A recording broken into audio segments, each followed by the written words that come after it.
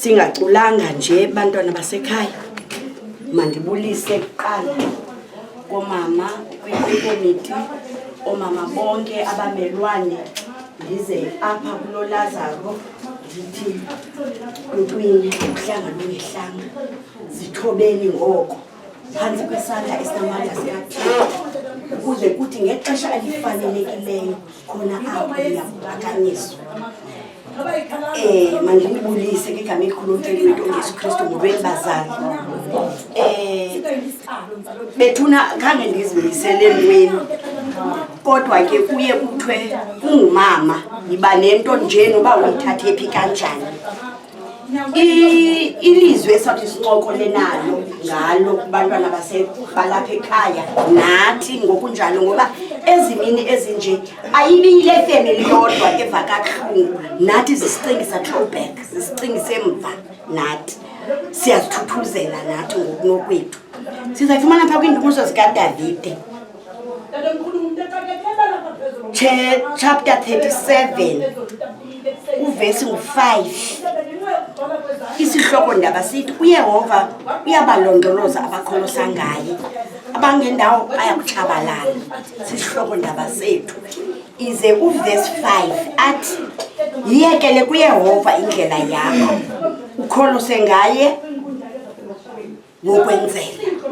Eli lilizwi lenkosi. Ngamanye uThixo uxolo angakufumelela indawo zawo zokuhlala ezinhliziyweni zethu ngokunganaphakade. Amen. Mama kamasithathe u-258 Jerusalem ikhaya lam. Jerusalem.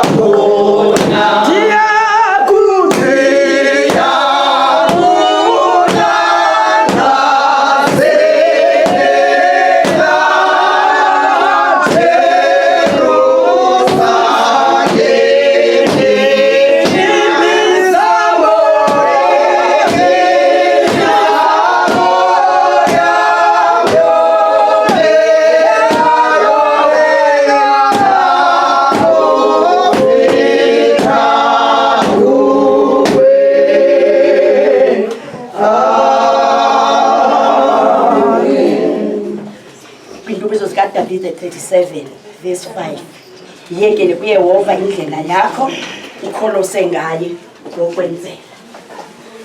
Family yasekhaya silapha sizoncokola nani sizokunixhobisa ngoba kaloku lityeli lokuqala eli lishiywa ngumama. Aniyazi indlela izinto ezizakwenzeka kodwa namhlanje bathi abamama indlela yenu yekeleni kuYehova. Yena uzawubona uba makathini. Kubuhlungu ubhujelwa ngumzali, ndiyayazi loo nto. Kubuhlungu ubhujelwa ngumntana, ndiyayazi loo nto. Akho kufa ekufikileyo. Kubuhlungu ubhujelwa ngumyeni, ndiyayazi loo nto. Ndidlulile kwezo zinto zonke, kwezo mbali ezo. Kodwa kuba ndikholose ngoYehova akhange bezindlela ezinobunzima. Akhange kubekho nto ekufuneke yenziwe ningakwazi uyenza ngamandla avela enkosini. Ndithi ke kunini bantwana belikhaya, oosista bakamama, oomakhulu, bazukulwana, yekeleni kuYehova. Kusemnyama okwala kaloku nje. Zithethiwe ezindumiso apha evenkini naqhotyiswa. Kodwa namhlanje mini kandancama ndithi yekeleni kuYehova. Nguye ozawubona uba kwenzeka ntoni. UNguYehova onemiqondiso, osenzela imiqondiso. UNguYehova osixhasayo. UNguYehova ozenzayo imiracles. Uthi phaa elizwini lakhe phaa apha esifundweni athi ndiza kwenza into entsha intshule ngoku. Uzawutshulisa uthando kweli khaya, uzawutshulisa amandla kweli khaya, uza kunibonisa uba uYehova yeyiphi indlela emaniyithande. Inye indlela ukholosa ngayo. Siyazi into yokuba nina ungumenzi wethu, ungumthetheleli. Obubuhlungu sibuvayo kaloku nje, kodwa uThixo uzawuthi wash off ngelakhe ixesha ngenxa yantoni, ngenxa yethemba uba siyamazi yena uba ungumthetheleli wethu. Ndifuna ukuthi kwebongiwe ayogeni yokuqala bethunala le ndime apha. Esekwa-confirmation wasolekela ngomntakwabo. Ndandibeka ilizwi apha noxa ndingasalikhumbula uba lithini, but nanamhlanje ndiyafuna ukuthi bathe xa ngena ndaphunguza andabona mntu. Ndiyamazi musinomondo yena uzawuthi andizuyenza loo nto. And ke enyanisile atsho nje angakuhoyi awugqiba. Ndazixela uba asana noba ibhikile mayibotshwe ihambe. Ayikho game yokuqala bongeni sithetha nawe. Sizawumane sisitsho kuwe qho sithi sithetha nawe ngoba kaloku kweli khaya sizenga ewe siyamazi usita wakho uyakhonza kodwa oyena mntana wethu nguwe. Yaye ndifuna ukuqinisekisa into enye, akuzuzibona uyinkedama. Ukhona umama usesitratweni, ukhona umama enkonzweni, ukhona umama nalapha ekuhlaleni ozawuthi mama kuye uThixo uzawuzenza izinto, uzawuzenza uthi ndidala indlela enkangala kuniwewe, but uThixo kuba enguThixo emimangaliso, enguThixo onamandla owenza kwenzeke azidale. Nalapha kweli khaya kuzaba smooth, nizawubona umsebenzi. Umama ungumntu omkhulu, ungumama ungumntu omhlophe. Zininzi izinto esazawulalela, but nakuloo nto uThixo uzawuninika amandla. Uzawuthi ngoku ungenanto usube nento. Uthi ngoku unexhala ususalixha alisuze xa uthi liphoseni kuyixhala yena uyawunenzela. Ndifuna ukuthi nakuthi masomeleleni, kuyahanjwa, kuyabhutshwa. Kungasamnase kusithiwa kuthethwa enye into umuntu angabhilivi. Umuntu nje ulala ubuthongo efeni. Yiloo nto ke kufuneke siguqe ngamandla sizingise ekuthandazeni. Sizingise ekuthandazeni kuthi khona apho baya umama uphunyuziwe mosi. Ebezivuwa nguye yedwa inhlungu zomzimba. Wasabela wabizwa kanye waxelela uMoses wathi thetha Nkosi ndikhona ndikumamele. Wamamela wahamba umama. Ibilithemba benisajongile kumama ba lo mhlonyane le discipline iza kumnceda. Kwathi kuba uThixo naye akayifuni into engafunwayo. Uncothula le ntyatyambo niyixabisile. Umama ulixabiso ekhaya, umama uyi-bedspread ekhaya. But today akakho umama, but uzawuba khona umama banijonge emnqamlezweni apho uncedo lwethu luvela khona. Nomelele niyibusise inkosi yenu, nimazi uba uThixo uzawuniphumeza nakule ingxengoko. Ulithemba lethu, ulithemba labalili, ulithemba labantu baxakekileyo. uyamenzela umuntu oguqa kuye ngenene nangenyaniso. Ningamzondi, ningamqalekisi. Kuyenzeka, konke kuyenzeka ngegama lakhe. uKristu Yesu inkosi yethu, amen. Ivuliwe ke bantwana basekhaya. Ndumiso 37 uverse 5 uthi yekele kuYehova indlela yakho. Unabantu bakhosi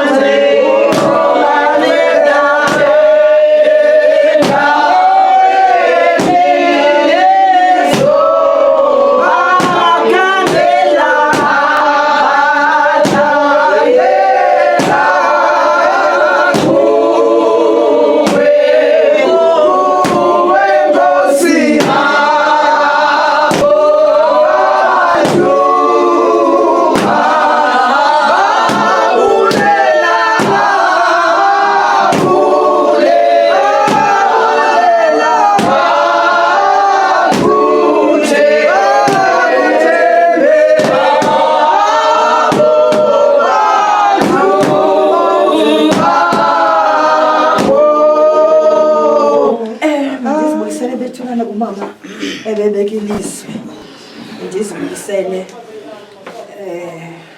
kubantu bonke bethuna balapha endlini. Ndizibuyisele makazi, molweni makazi. Ndiyayazi uba elilizwi uyalicinga ngokuba lithi muzama. Molweni bonke.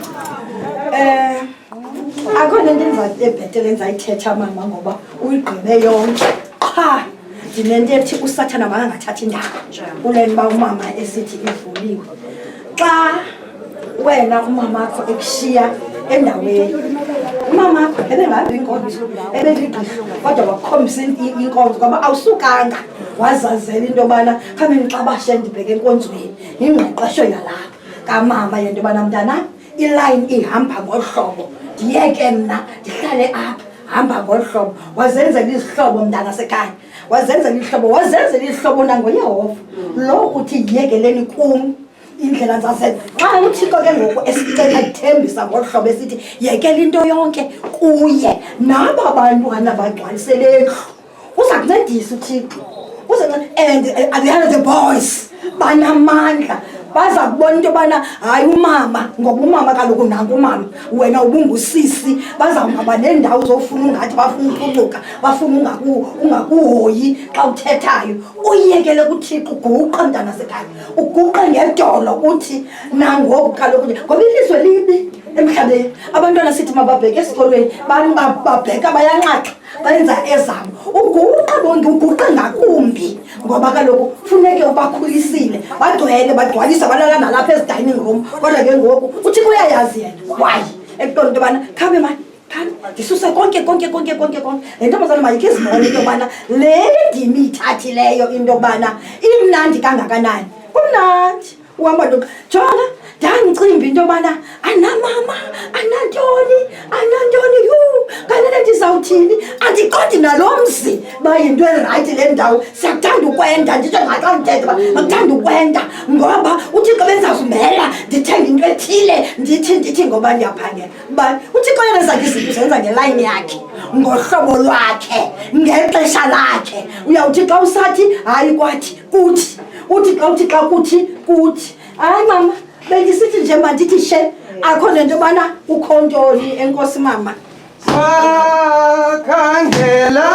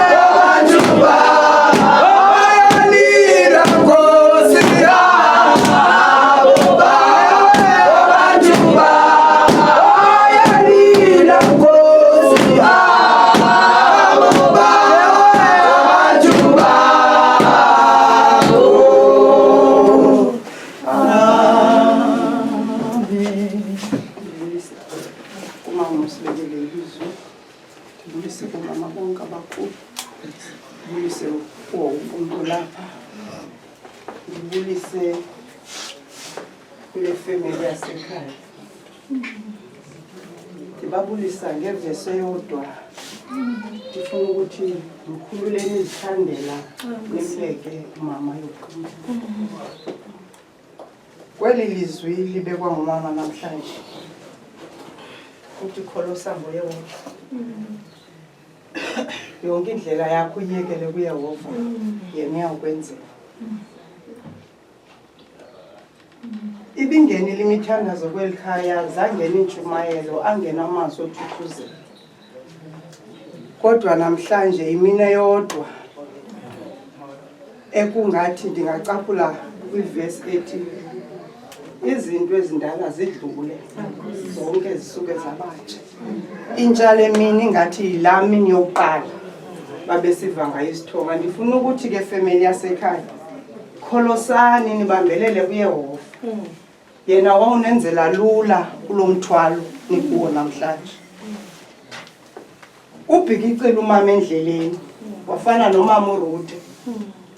Uthi uJobi wathi into ayibhikicileyo yanga yi-elf yerhasi, wathwala wayekhaya. Into ethi ke ngoku uThixo umbonile umama uba liphelile ixesha lakhe emhlabeni, ebemthume ukuba azolisebenza.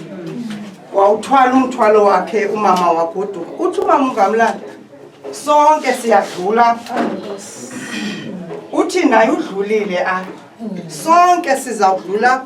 Izaba ngomama, ibe ngobhuti bethu, ibe ngabayeni bethu, kodwa siyayazi uba xa sikholosa ngoYehova soyame ngaye bongiwe. Kuthi noba uyaqonda uba ushiyiwe, awunamva awunamphambili, uthathe laa vesi ithi uYehova ulihlathi uligwiba kuthi ezimbandezelweni ufumaneke luncedo. Enkosi makaphesheya. Eyona ndwile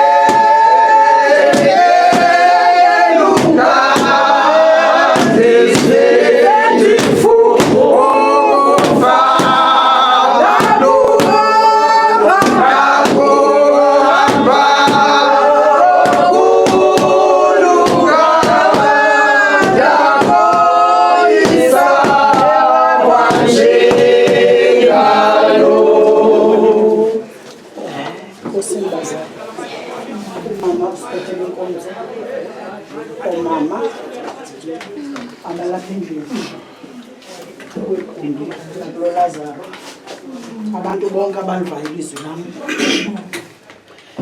uxolo lwenkosi malube nani bazali. Nanjengomntu ongasikwaziyo ushumayela okwam ukushumayela ngengoma, qha ndithe ndawuhlala phana ubongiwe oko kwehle esi sihlo. Andikadibanisa amehlo naye ngenxa yokuxakeka kwizinto zekhaya. Ndithethile naye efowunini, nangoku ndiyaleqa ndibheke emsebenzini. Ndaqomba andizokwazi uphangela ndingakhange ndizokudibanisa amehlo nobongiwe nanjengomntu omkhokhelayo phaa ekwayareni.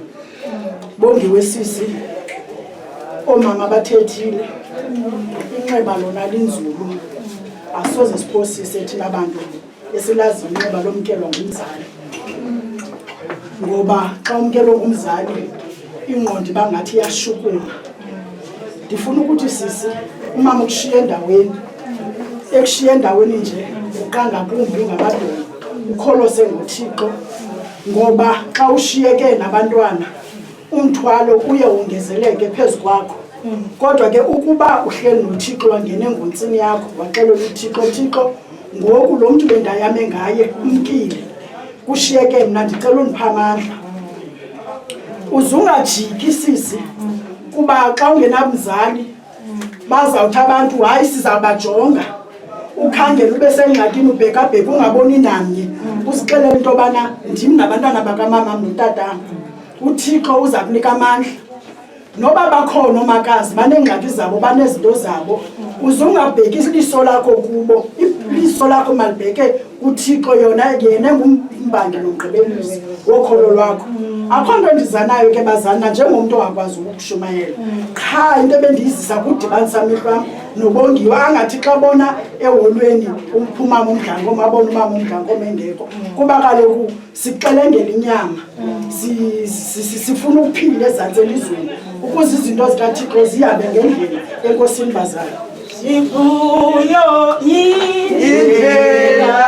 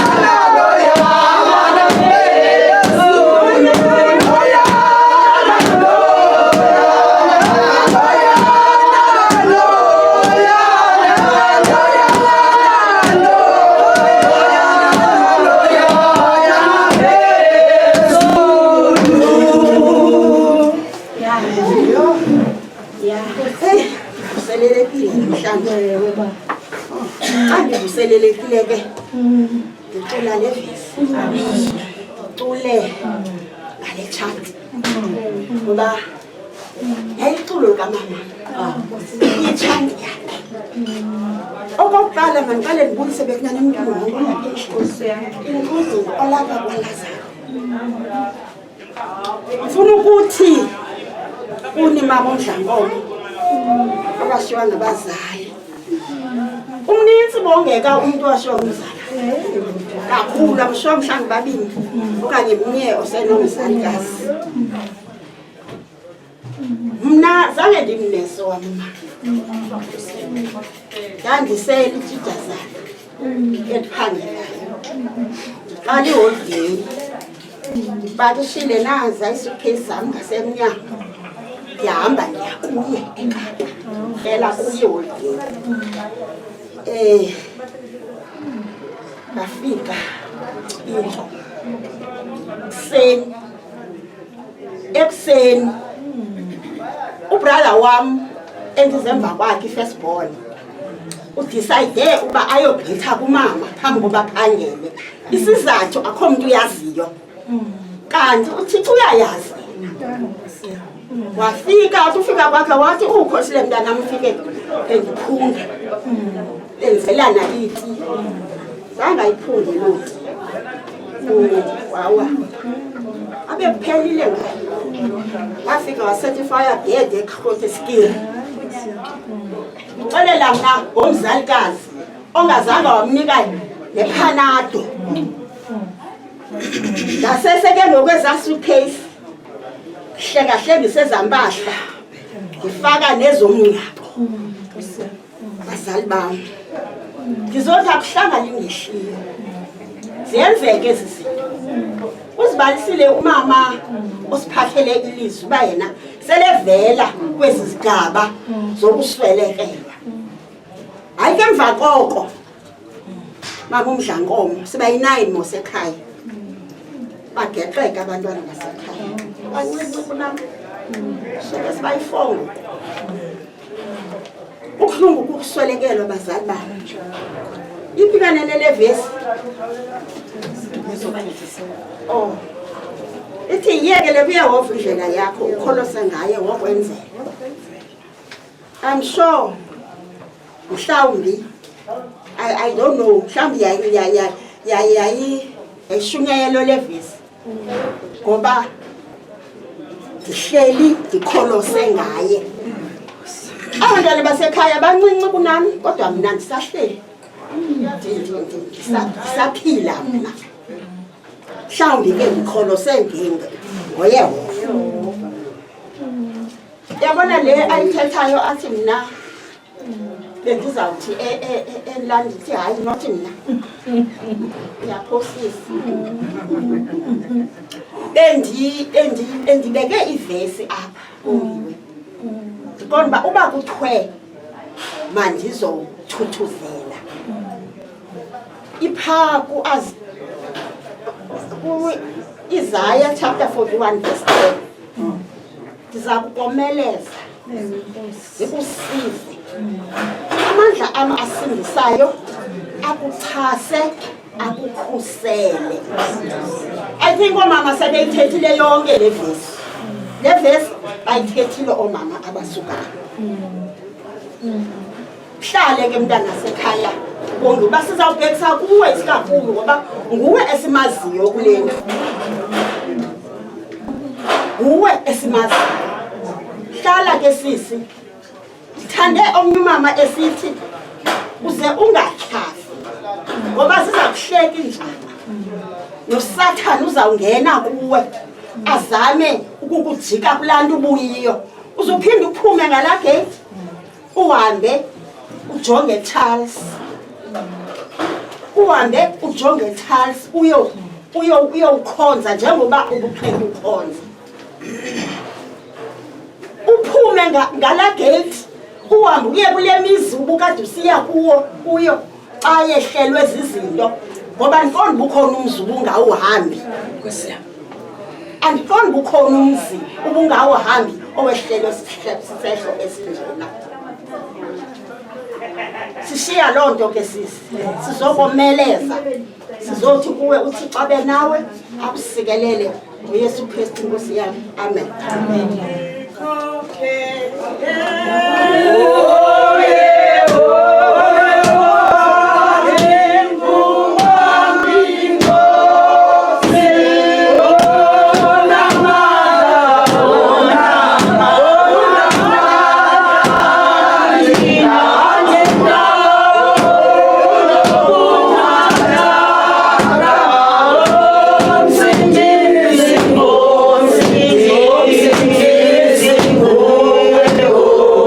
God.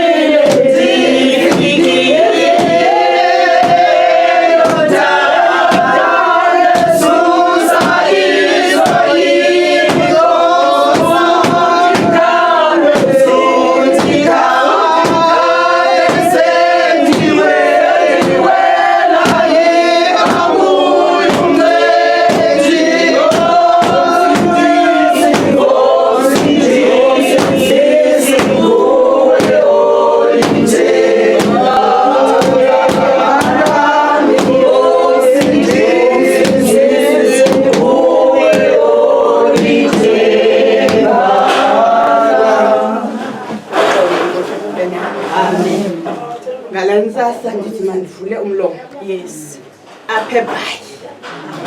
Ndingowasendlini.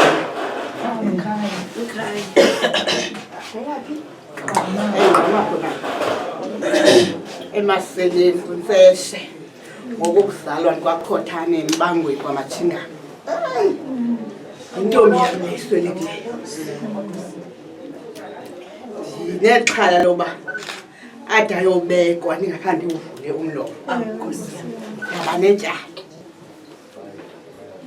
Kuthiwa masiyekele uweke indlela yakhe. Simyeke alale. Singabuzi into ba usishiyele ntoni noNtsikelelo. UNontsikelelo bazali bendiqala ukumbona kulonyaka kupheleyo. Futhi sanebond. Andiqalanga nambona, ndiqale nambona esifotweni ngobongiwe lo wakhe. Ngoba bendingabazi. So ngoNovember baye batyhila amatye kokwabo. Ndakhona ndingumakazi wabo. Ndanebond nabo. Ndanebhongo. Yiyo loo nto namhlanje ndithe manizoncama bongiwe. Ndikhona sisi kodwa khona ndiza kwenzela yona. Ngoba andikho kufutshane. Futhana anazi into zonke. Kodwa ndikhona namhlanje ndizothi nxeshi. Zintombi zakwaNkomo aziguli. Ndizalwa ngumaNkomo bazalwane.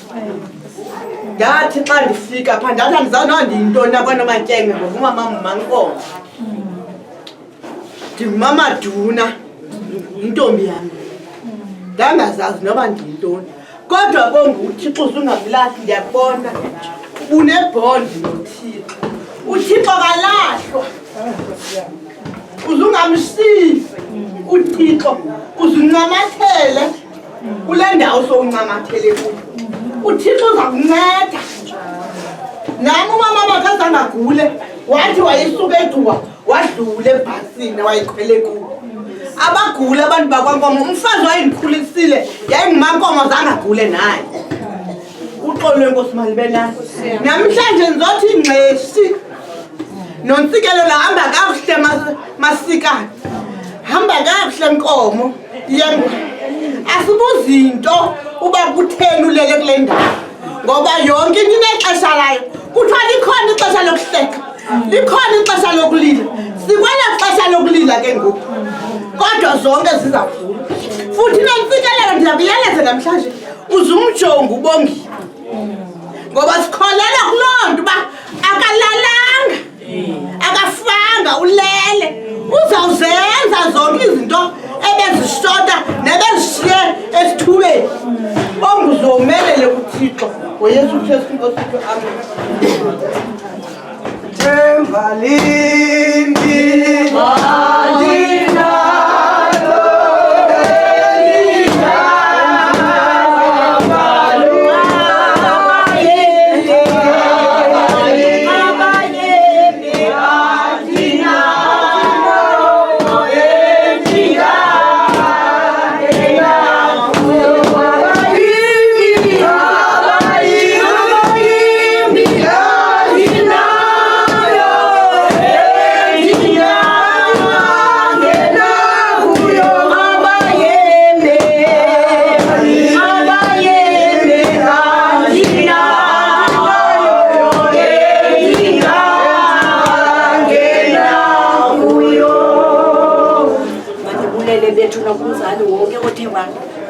wancokola wathuzela nefemeli kwilizwi lethu ebelipha kuDavide 37 ethi yekele kuyehova indlela yakho ukholose ngayo wokwenzela ngamana uThixo qokola ngafuku usikelele ufuna kwenza ngoku naphakade. Amen.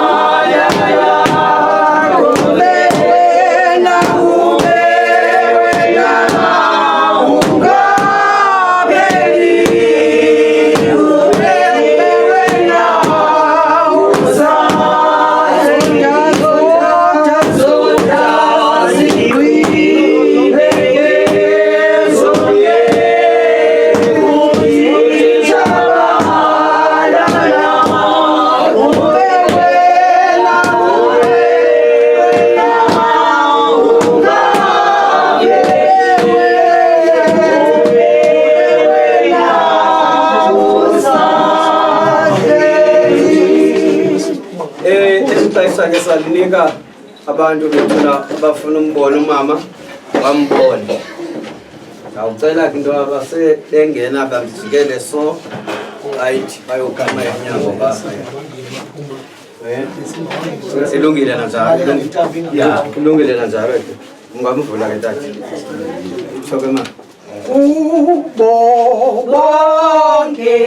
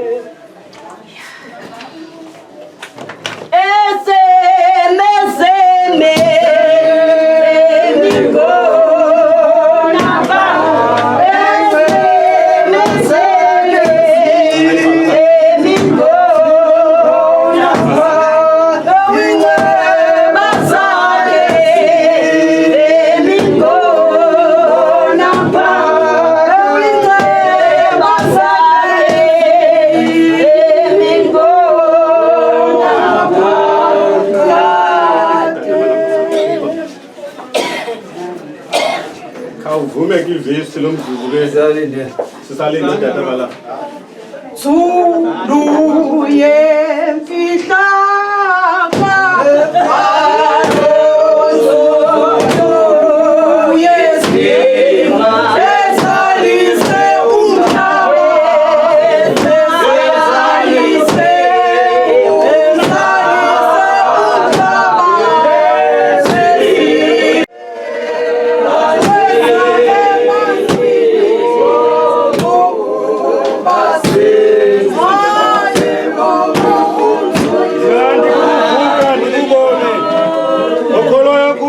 Nosuba efila odla ubomi noko.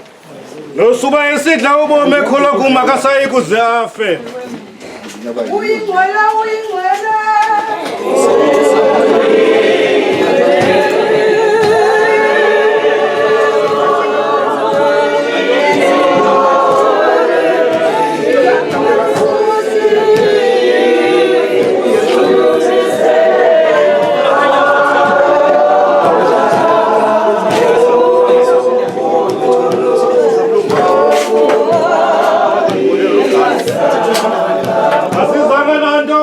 Emhlabeni usekuhleni ukuba singephumi nanto kanjalo uyawafa obenika uyawafa ohluthileyo igama kayawafa madunyiswe Uyingcwele uyingcwele.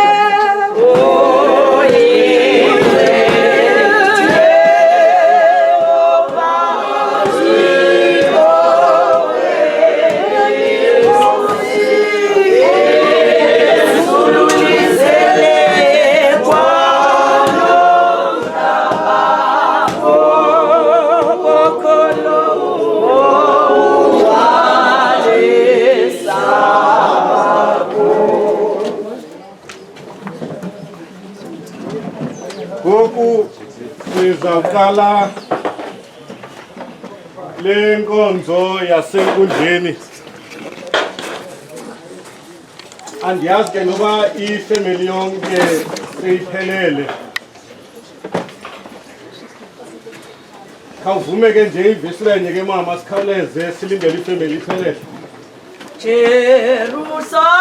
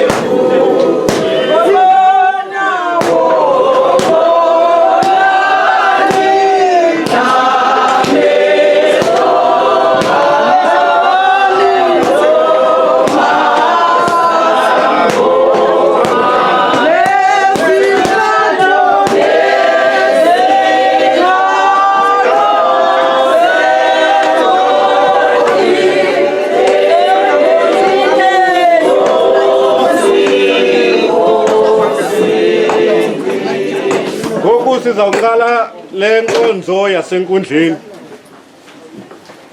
Ndingayi-understandi ncam ke le nkonzo yasenkundleni but ngoku ndiyayibona iminingi yenkonzo yasenkundleni. Kuba enkundleni ngoku kwenza umcimbi wasenkundleni. Iyadibana ke ngoku le nto yinto yoba umama yindawo ebedla ngoma kuyo xa kusenza imicimbi yalapha ekhaya. Sizawuqala le nkonzo ndicela ke kwayara sekhaya sivumeni sonke iculo 244 unabantu bakho Thixo ngamaxesha onke ubagcina ubanceda endaweni zonke bakuwela imilambo uba nabo wena itinye indawo bakuthiswa ngemililo uba nabo wena apho bathuthiswa khona omelezwa nguwe nasamrhawini Thixo bagciniwe nguwe iklaveso okugqibela bakhangele kuwe Nkosi.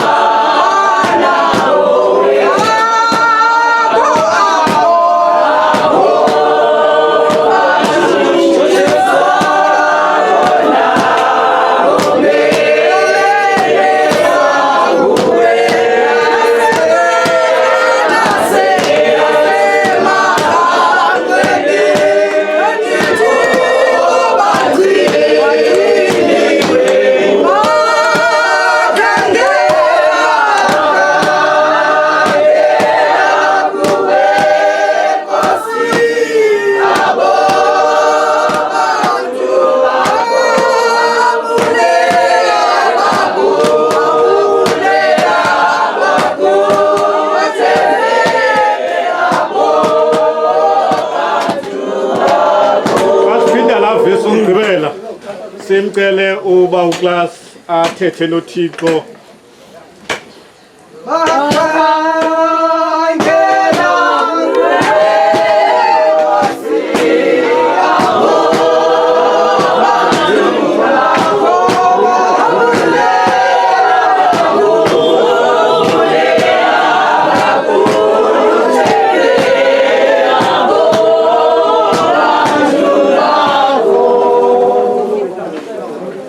Zulu yemfihlakalo, Zulu yesimanga, okathi kunyana weze ebantwini ezokubasindisa.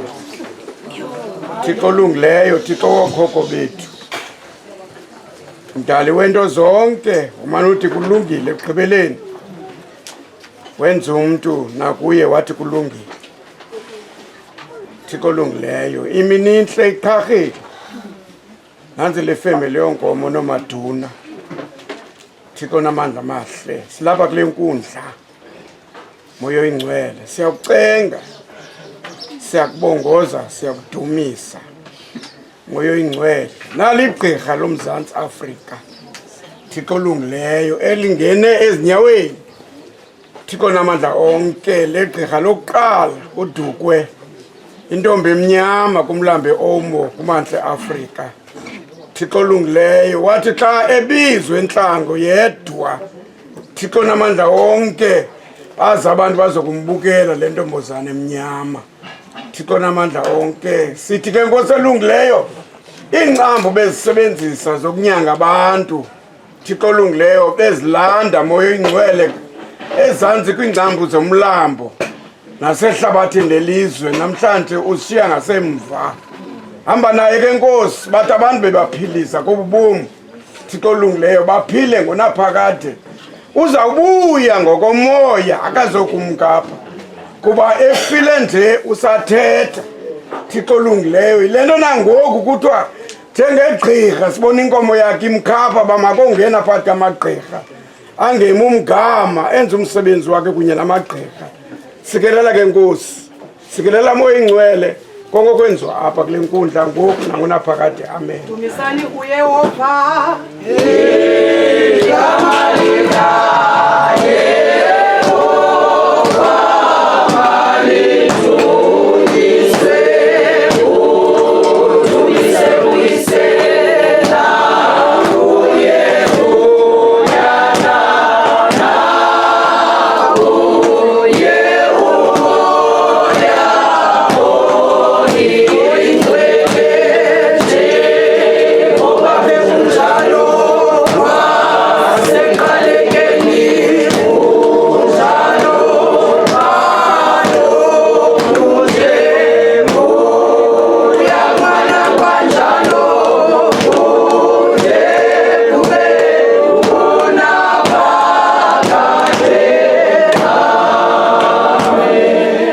Lethu sizalifumana kwincwadi kaDaniel.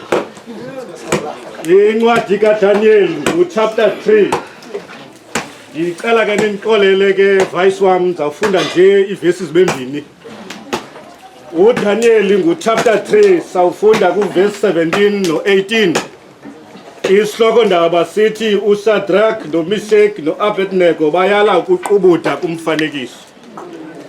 Uthi 17 ukuba uThixo wethu esimbusayo unakho osisindisa ezikweni elivutha umlilo nasesandleni sakho kumkani. Athi verse 18 ke ukuba kunjalo makwazeke kuwe kumkani kuba sikubabusa oThixo bakho. Asisayi kuqubuda kumfanekiso wegolide omisileyo. Eli lilizwi lamazwi enkosi. Nkosi mayisikelele ukufunda kwezulayo ngoku nangonaphakade. Amen. Uba ke anindivanga femela sekhaya zinithi bendithe uyakhathala owethu uThixo. Manibulise qala kutata baShumayeli nomama baShumayeli. Ndibulise kumagosa eSociety. Ndibulise iRhamente yaseCharles Wesley. Ndibulise kumntu wonke olapha endlini. umbuliso okhethekileyo kule family lapha ekhaya. Ndivumeleni nam ndinibulise ngegama lomfeli wam uYesu Kristu molweni. Siyasazi istory, or rather let me put it this way. Ndicela ubuza kule family into yoba nicinga ntoni ngoku thina. Ndifuna unibuza nje loo nto into yoba nicinga ntoni ngothina. Njengoba kukho esi sehlo nishiywe yile ndlovukazi, nicinga ntoni ngothina. Kodwa into endifuna unicebisa yona mna yinto ethi sanucinga ngoku ngomama. That's my advice. Sanucinga ngomama.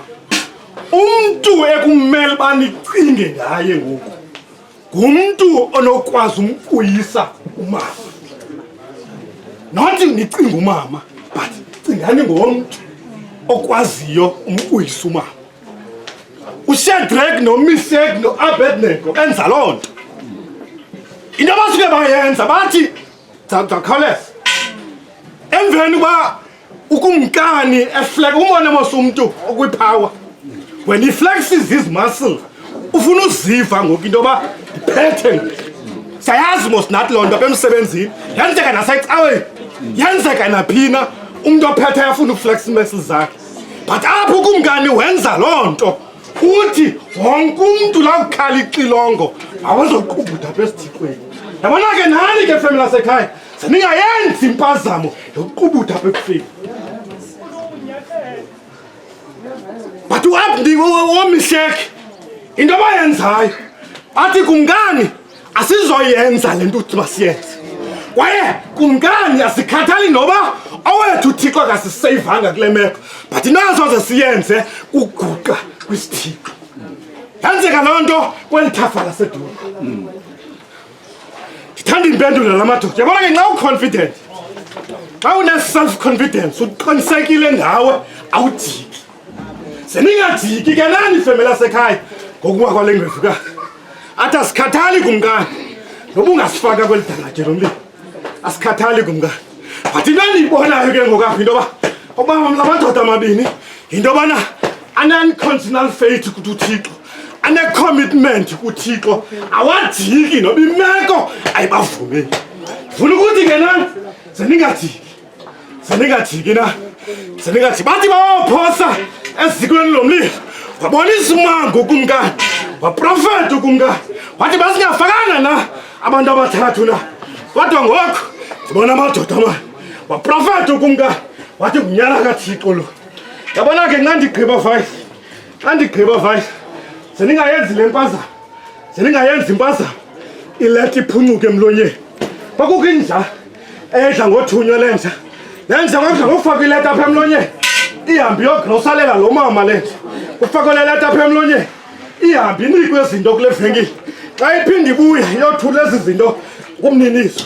But ngenye imini nxa ibuya le nja iphethe le leta, into eyenzayo le nja yathi nxa ihambe apha endleleni yafika kukumlo wezinja, kwachaphazeleka nale nja, yachaphazeleka nayo yaleqwa zezi zinja. But into esisimanga kule nja azange iphuncuke ileta emlonyeni, ayaphuncuka ileta emlonyeni. Ngenje ba ezinye izinja ziyileqa, but inye into yayigcina into yoba le leta ilapha kum emlonyeni zingaphuncuki. Yabona ke lo ufakwa le ndlovukazi ndicela le nto ke kuyo zingaphuncuki ileta emlonyeni, zingaphuncuki ileta emlonyeni. Andiyazi ingxaki onayo njengobuhlela, andiyazi ingxaki enayo njengobuhlela, sonke njengoba sila kukho imithwalo esiphetheyo. But ndifuna ukuthi ku zingaphuncuki ileta emlonyeni. Seningamlahli uThixo kuba umoya kaThixo uyemke emntwini. Senigade nje loo nto ke ngoku umoya kaThixo ungemke emntwini. Wake wamkunya umoya kaThixo uSamson, wake wamka umoya kaThixo xa wayekhathwa ngamaFilisti, wemka umoya kaThixo. Wake wamka umoya kaThixo uSawule ngexesha kuthanjiswa uDavide. But ndifuna ukuthi ke kuwe zingaphuncuki ileta emlonyeni, zingaphuncuki ileta emlonyeni ngoku nangona phakathi. Amen. Masi phake nje ivesi benye ke kwayera sekhaya sithi sawugqiba ke sicele ophethe family nasekhaya emkhulula umama Icawe zanike lo thuba ke ngoku nikhulula umama kube hamba ngoku sisamsa indawo esiza kwenza kuyinkonzo. Over to you ke family lasekhaya. Kozalisinzi